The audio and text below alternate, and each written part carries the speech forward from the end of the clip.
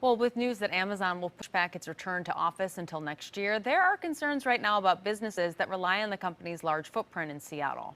And Q13's Brandi Kruse joins us live. And Brandi, there is a lot of small businesses here that can be impacted by this. Yeah, I mean, you think about all the workers that come to Amazon's campus. They've got to eat somewhere. They board their dogs places. They exercise places. And so when you take all of those workers out, that's incredibly difficult for the small businesses who are in the downtown area. So joining us this morning to talk about the potential impact is Jon Scholes, President and CEO of the Downtown Seattle Association. Jon, thanks for being here. We always appreciate your time.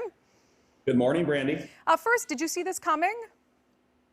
Yeah, I think with the rise in the variant both around the country and then certainly in King County, I think it creates more uncertainty for employers, and they want to bring their employees back at the safest possible time. And employers that have employees in all parts of the country and in other cities where this variant is much more dangerous because of lower vaccination rates than what we have in Seattle, I think many of them want to make one decision, not 20 different decisions, based on the conditions in those cities. So this is unfortunate, but not surprising. And thankfully, we've seen a lot of progress with others that are returning to downtown, particularly visitors and residents. And we have bright horizons with much coming over the next several months with the Kraken dropping the puck at the new arena and conventions that are going to be held this year, more in 2022. And so there's a lot to look forward to. And the recovery on hospitality and residential has been really strong. Help us quantify or understand the real impact this has, because there's a lot of people who work for Amazon's Seattle campus who live down there. I mean, there's apartment buildings aplenty down there, and they just have this little tiny commute where they go from their apartment to Amazon, so they're still living there in theory. So do you really know the number of workers who don't live down there and aren't commuting to downtown Seattle because of this?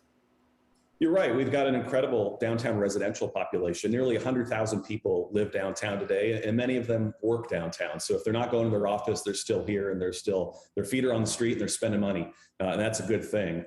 There's 200,000+ people that work downtown but don't live downtown, and they're important customers for arts and culture and small business. So we want them back as soon as possible. But like I said, there's good news. We've got more people living downtown today than ever before. We saw a major influx of folks coming into apartments over the last 5 or 6 months after a lot of people left at the end of 2020. So that's totally flipped. Our hotel occupancy is close to 70% now. We were down in the teens for much of the beginning of this year and the end of 2020. And our visitor traffic is 85% of what it was. We've got 6 cruise lines sailing out of Seattle, and those boats are going to be sailing back and forth between here and Alaska through the end of October.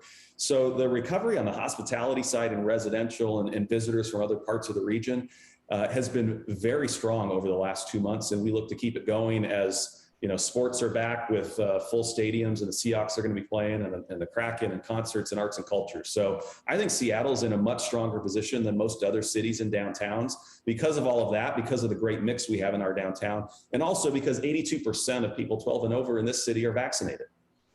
You said, though, DSA in the statement yesterday after Amazon made this announcement internally that businesses down there could still use a little predictability. In what regard? What would help them with predictability? Well, unpredictability and uncertainty is just poison for business, and they've lived through that for 17 months. So I think, counsel from public health officials on the expectation of sort of, if we do X, how long can we expect this wave to continue? We know from the 4 other increases in cases that we've seen in those spikes that there's a duration here, and we go up, we hit the peak, and then we come down. So I think just real clear messaging from public health officials. And then I think employers and their messaging around, once we have these conditions, we're committed to coming back. I think that's what we all want to hear. That's what small businesses want to hear. And that's what most have told us, is that they see themselves in an office-centric environment. They're going to allow some remote work, but they want to get back into their offices. That's where they see themselves doing the best work. And their employees want to have access to all those great things downtown. So unfortunately, we're in another period of uncertainty, but I think we have the best shot of any city in the country to plow through this in a safe way, get to the other side, and have folks back downtown. Jon, I got to spring I guess it's semi-related question on you when we talk about downtown. the city attorney's race. Can we put up the latest numbers in this race for viewers at home? With the latest ballot drop, Pete Holmes, the three-term incumbent, dropped to third place. He is dangerously close, as you know, to not getting his job back or not getting a chance at his job back.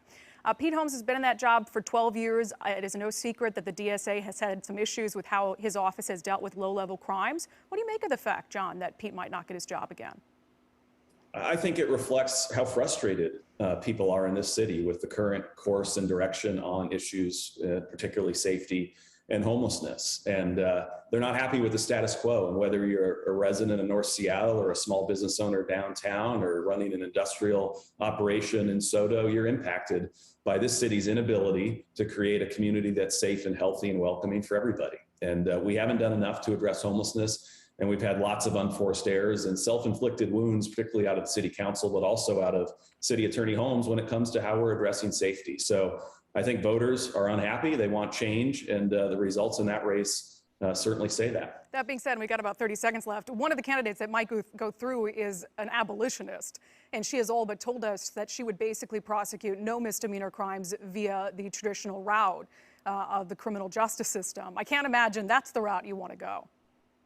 Yeah, I think she's going to have a hard time explaining to small business owners how that's going to make their ability to operate safely and keep their employees safe in this city. I'm not sure the pitch there. I think that's a difficult one to make, and her ideas, I think, will make things worse. All right, we'll see. It'll be interesting. Jon Scholes, President and CEO of the Downtown Seattle Association, we appreciate your time this morning.